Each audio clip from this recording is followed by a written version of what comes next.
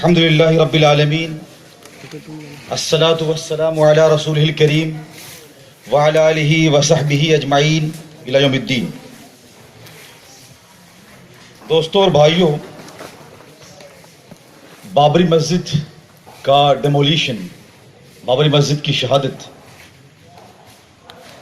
آزاد ہندوستان کی تاریخ میں یقیناً ایک غیر معمولی سانحہ ہے، ایک غیر معمولی واقعہ ہے۔ انڈین ہسٹری کا بلیک چیپٹر ہے، سیاہ باب ہے۔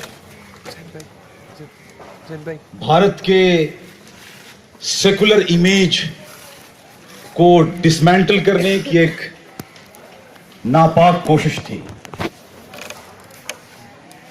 یا یوں کہیں کہ بھارت کے سیکولر امیج کو پر ایک بدنما دھبا ہے، داغ ہے بابری مسجد کی شہادت۔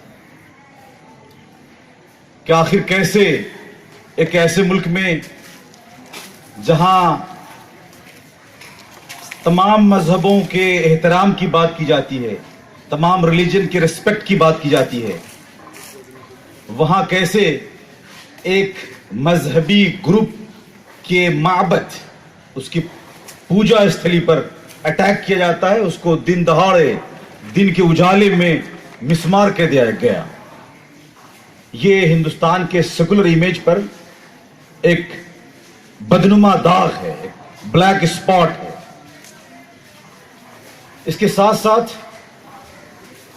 بابری مسجد کی شہادت دیش کی سیاسی بے شرمی، راجنیتک نرلجتا اور یہاں جو پرشاسن ہے، جو انتظام انسلام کے ادارے ہیں، ان کے فیلیور، اور جو یہاں کا نظام انصاف ہے، جوڈیشل سسٹم پروسیس ہے، اس کی کاہلی کی پراکاشٹھا ہے، اس کی انتہا ہے۔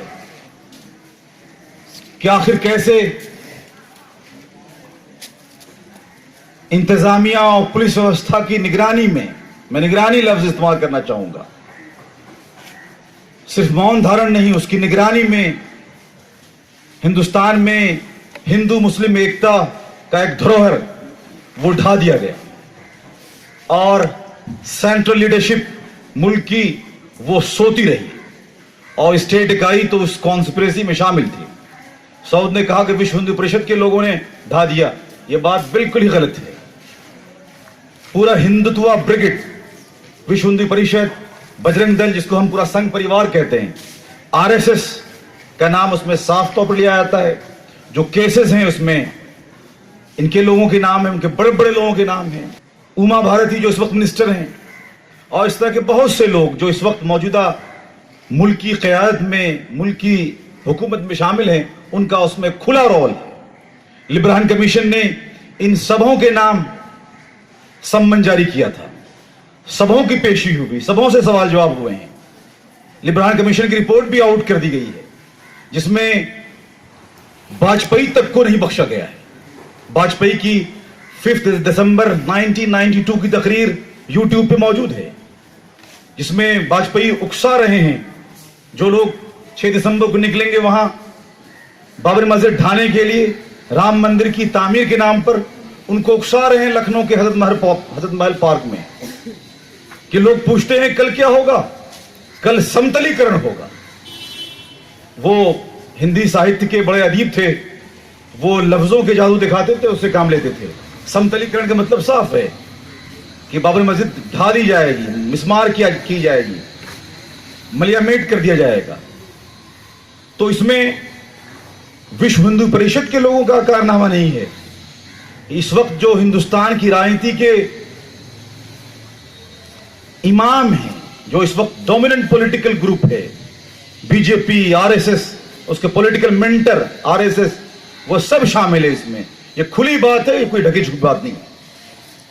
تو ہندوستان کی جو قومی سیاست ہے، نیشنل پالیٹکس، اس کی بے شرمی، یہاں کے انتظامیہ کا ٹوٹل فیلیور، اور یہاں کے نظام انصاف کی کھلی لاپرواہی اور کاہلی، یہ سب اس کے پشت پر ہیں، سب فیکٹرز۔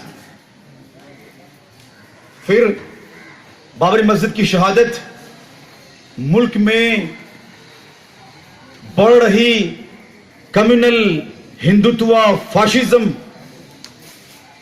का एक बड़ा माइलस्टोन है। इसके बाद मुल्क में खासकर उर्दू हिंदी एरियाज में, उर्दू हिंदी हिंदुस्तान, उस इलाके में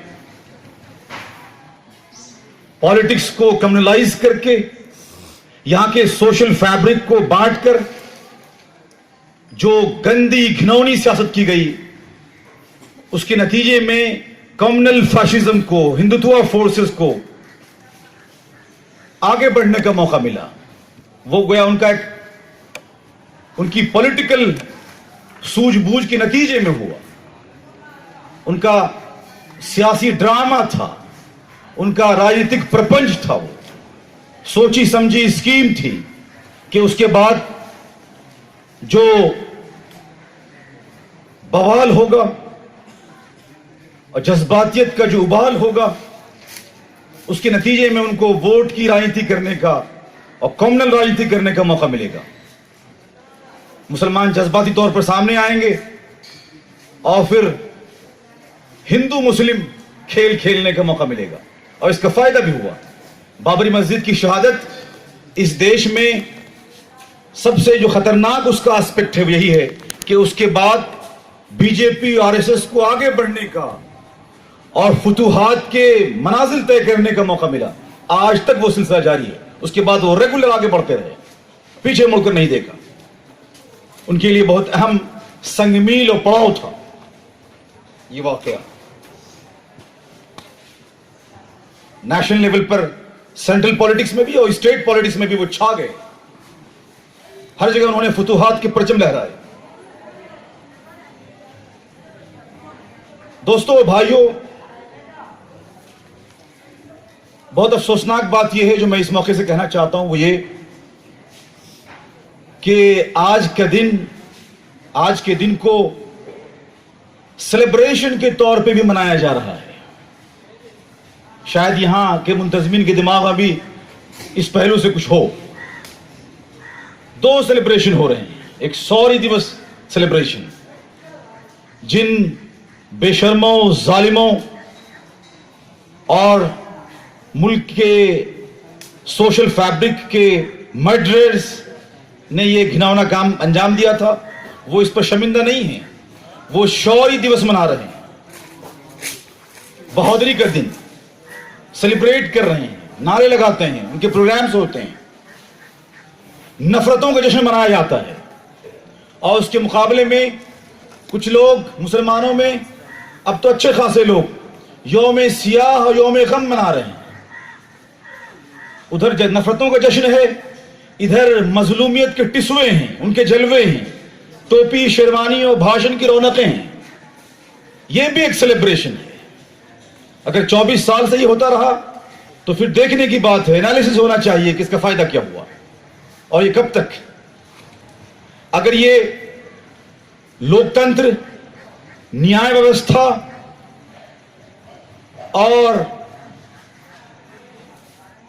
हिंदुस्तान में जो सेकुलरिज्म की भावना है, इंडियन सेकुलरिज्म, उसके इमेज को बर्बाद करने की कोशिश है और इसको इस्टेब्लिश करने, संविधान का राज स्थापित करने और न्याय की लड़ाई और लोकतंत्र की लड़ाई अगर हम चाहते हैं, मिल्लत चाहती है, तो इसके लिए फिर एक दिन क्यों, एक दिन का इंतखाब क्यों?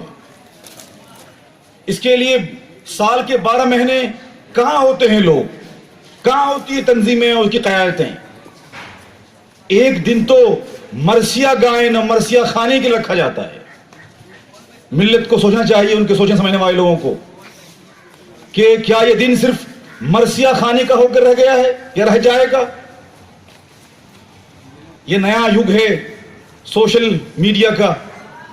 कल ही से लोग कवर पेज, कवर फोटोज और प्रोफाइल पिक्चर्स चेंज कर रहे हैं। क्या यह इसका दिन होकर रह जाएगा? यह हो गया है। इस पर बहुत गंभीरता से चिंतन करने की आवश्यकता है, एसआईओ को भी और तमाम ऑर्गेनाइजेशंस को और लिखने पढ़ने वाले लोगों को। अगर आज के दिन को हम लोकतंत्र, न्याय और संविधान की स्थापना के सिलसिले में कसम खाने के दिन बना पाएं, इस लड़ाई को तेज कर पाएं, उसके लिए कोई प्रोग्राम चॉकआउट हो सके और उसका इंप्लीमेंटेशन भी शुरू हो, तो फिर आज का दिन आप इसका एहतमाम करें। लेकिन ये काला दिवस, यौम गम और उस पर कुछ नारेबाजियां, मजलूमियत की आहबुका, ये पिछड़े कौमों की पहचान है। ये आगे बढ़ने का अंदाज, स्टाइल नहीं है। हां, आज का दिन काला दिवस भी है, मैं इसे काला दिवस भी कहता हूं, लेकिन मुसलमानों की सियासी बेवजनी, मुसलमानों की समाजी बेगैरती, उसकी नजरियाती इफलास और फट्टरपन के हवाले से काला दिन है, यौम सिया है। कि करोड़ों की आबादी इस मुल्क में, मुस्लिम कम्युनिटी, वो पॉलिटिकली कितनी वैल्यूलेस, वेटलेस हो गई है, कैसे वो समाजी तौर पर बेगैरत है, कैसे उसकी आइडियोलॉजी जो कुरान पर बेस्ड है और तामीर आलम जो उसकी आइडियोलॉजी है, वो उससे कैसे दस्तबरदार हो गए, कैसे वो कोनों खतरों में सिमट गए। ऐसी वेटलेस कम्युनिटी की सजा ये होती है दुनिया में, ये उसकी आखिरी पोजीशन होती है जब माबदें उसकी ढाई जाती है। ये काला दिवस अगर है तो इस हवाले से काला दिवस है, मिल्लत की सियासी बेवजनी का काला दिवस, मिल्लत की समाजी बेगैरती का काला दिवस, मुसलमानों के नजरियाती इफलास का काला दिवस। दोस्तों, मुस्लिम नौजवान अक्सर बाबरी मस्जिद के हवाले से जज्बाती हो जाते हैं, हाइपर सेंसिटिव हो जाते हैं और बाइनरी में सोचते हैं कि ये हिंदू बनाम मुसलमान की कोई लड़ाई है, ये इशू। ऐसा बिल्कुल नहीं है। हिंदू कम्युनिटी को बाबरी मस्जिद की डेमोलिशन से कोई मतलब नहीं था। एक मुट्ठी भर नफरत के सौदागरों ने काम किया था। इसलिए बाबरी मस्जिद के नाजुक इशू पर बोलते हुए और इस सिलसिले में कोई प्लानिंग करते हुए इसका ख्याल भी जरूरी है कि ये हिंदू बनाम मुस्लिम ना हो जाए। यही तो उनकी चाल है, यही तो उनकी कॉन्स्पिरेसी है। हम बहुत साफ रखें, बहुत साफ हो ये बात कि ये हिंदू वर्सेस मुस्लिम इशू नहीं है। ये हिंदुस्तान में इंसाफ और लोकतंत्र की लड़ाई बनाम वर्सेस हिंदुत्व ब्राह्मणिकल फाशिज्म की लड़ाई, वो इशू है। इस इशू को संकीर्ण करने और तंग करने की जरूरत नहीं है। मिली मजलूमियत के टिश्वे बघाड़ने की जरूरत नहीं है। एग्रेशन और इमोशनलिज्म से परसेप्शन बिगड़ता है। आप किसी इशू में इतना एग्रेसिव होंगे, इतना इमोशनल होंगे, उतना लोगों के परसेप्शन, तसव्वुरात बिगड़ते हैं, खराब होते हैं। तो ये बहुत अहम बात है जो तमाम मुस्लिम नौजवानों के जहन में, यंगस्टर्स के और नया खून जिनके जिस्म में गर्दिश कर रहा है, उनको ये बात समझनी चाहिए।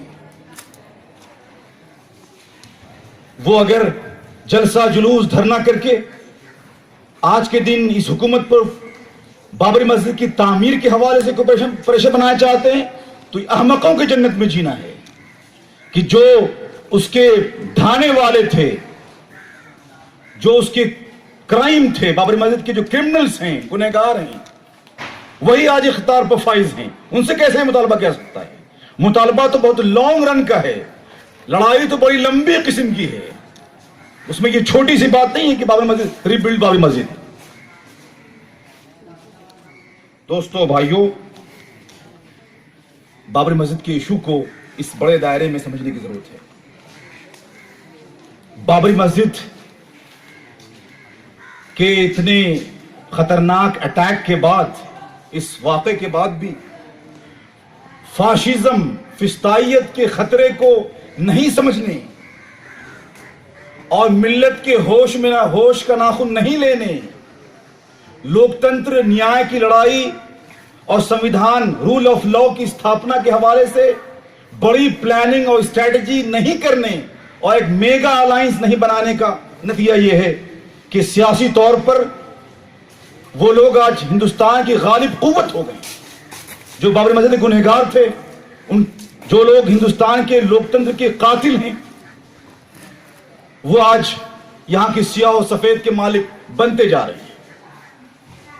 وہ اپنی رڑنیتی میں کامیاب ہو رہے ہیں, اور جن کے پاس کوئی رڑنیتی نہیں ہے ان کے پاس ودھوا ولاپ ہے, بیواؤں کی طرح چیخو پکار. آج کے دن یہ سمجھنے کی ضرورت ہے کہ یہ بند ہونا چاہیے. ملت کی قیادت کو اور آپ جو مستقبل ہوں گے ان کو اس ایشو کو بڑے دائرے میں لے کر بڑی لڑائی چھیڑنے کی ضرورت ہے. وہ لڑائی ہندوستان میں ساری کمیونٹیوں کے انصاف کے حوالے سے ہوگی. وہ لڑائی سے ملت کی آہو بکا اور ملی ایشوز پر ہنگامے کی لڑائی نہیں ہوگی. وہ قوم جو تمام قوموں کے نکالی گئی ہو, وہ صرف اگر اپنے درد پہ روئے تو پھر اس کا انجام اور برا ہوتا جاتا ہے. یہ قدرت کا نظام اس کی. جو قوم اخرجت للناس, لوگوں کے منصب پر فائز کی گئی ہے, اس کو ہمیشہ ہر طرح کے دکھ درد کو دیکھنا ہے اور انصاف کی بڑی لڑائی, لارجر لڑائی, اس میں شامل ہونا ہے. میں یہ چند باتیں اس موقع سے آپ کو کہنا چاہتا تھا. بابری مسجد کی تاریخ اور وہ کیسے شہید ہوئی, اس سے اردو ہندی علاقوں کے لوگ خوب واقف ہیں. اس میں جو پرسیپشنز ہیں مسلمانوں میں, دوسرے لوگوں میں, سیکولریوں میں, فاشسٹ لوگوں میں, اس کو سمجھنا اور اس کے مطابق راہ عمل کی تیاری, یہ اہم بات ہے ہماری گفتگو اس حوالے سے کہ ہم اس کو ہندو بنام مسلم ایشو نہ سمجھیں, اس کو ہم مظلومیت کا سوال بنا کر صرف آہو بکا نہ کریں. اس کو ہندوستان میں لوکتنتر, نیائے اور رول آف لا کی ایک بڑی لڑائی کی حیثیت سے دیکھیں. صرف ڈیز منانے سے کچھ نہیں ہوگا. اور صحیح کہا, کتنے ڈیز منائیں گے آپ, کتنے کالے دیوس ہندوستان میں. فاشزم کے سیاسی فتوحات کا یہ سلسلہ اگر چلتا رہا تو روز ڈیز منانے پڑیں گے. کالا دیوس, نجیب کا ایشو وہ کالا دیوس ہے, دادری کا واقعہ جس دن ہوا وہ کالا دیوس ہے, بھوپال فرض فیک انکاؤنٹر جس دن ہوا وہ کالا دیوس ہے. کتنے کالے دیوس منائیں گے, اور دیوسوں کے منانے سے کیا ہوگا جب تک کہ کوئی اسٹریٹجی اور کوئی وزڈم فل اسٹریٹجی اور مضبوط قیادت کے ساتھ اور ایکٹیو ورک فورس کے ساتھ ہم میدان میں نہیں آئیں گے, کچھ نہیں ہونے والا. آپ اس پر مرثیہ خوانی کر سکتے ہیں. آپ مرثیہ خوانی اس قوم کی بیماری ہے, آپ اس میں ایک اور اضافہ کر لیں. تو دوستو بھائیو, یہ کچھ باتیں تھیں جو میں نے آج کے لیے آپ کے بیچ بہت شارٹ نوٹس پر رکھی. اللہ سے دعا ہے کہ اللہ تعالیٰ ہمیں سمجھ بوجھ عطا کرے, وزڈم عطا کرے, اور اس ملک میں تعمیر انسانیت اور قیام عدل کی ایک بڑی جو اسلامی دینی ذمہ داری ہے اس کو ادا کرنے کے ہم کھڑے ہوں. تھینکس, جزاک اللہ.